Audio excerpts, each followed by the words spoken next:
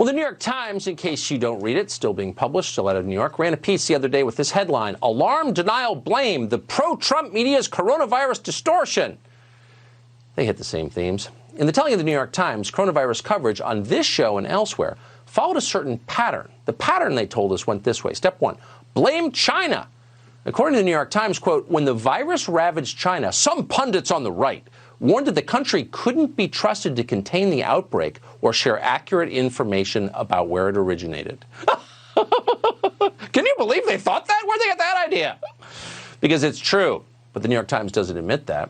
Then step two, playing down the risks, followed by step three, share survivor stories to show the virus wasn't so bad, and finally step four, blame the left. Now, as you're aware from watching this program and from living in this country, whatever these people accuse you of doing is 100% of the time exactly what they're doing themselves. And that, of course, was the case here. As you know, the establishment press has been screwing up coronavirus stories from day one. So there are 4 steps to understanding their coverage, and here's what they are.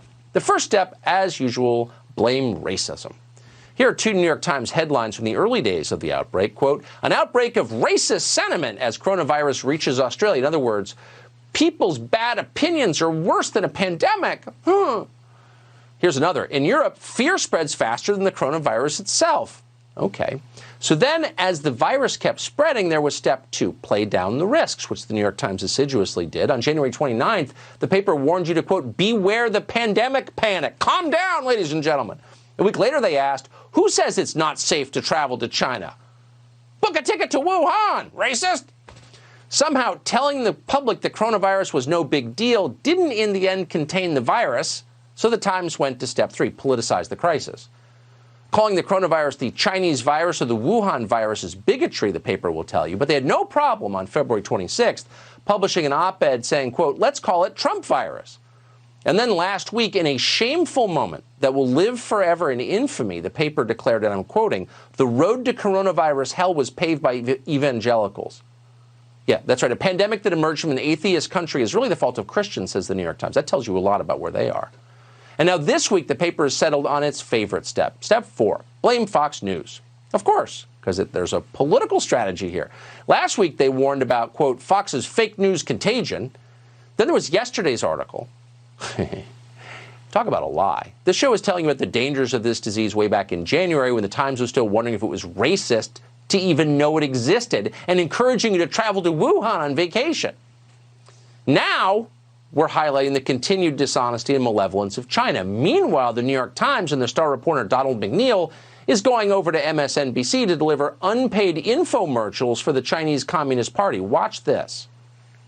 In China, there are 40,000 doctors, nurses, and respiratory technicians went from all over China to Wuhan and helped the Wuhan doctors fight the virus.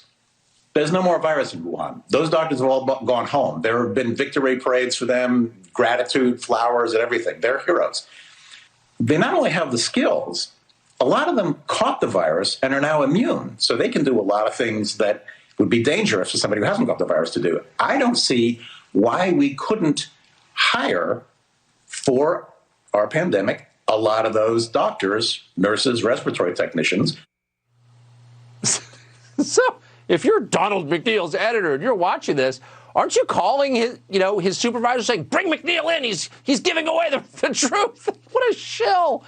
Bring in Chinese doctors to run our hospital. That's his take. It's not surprising, though. Apparently, Chinese doctors already run the New York Times.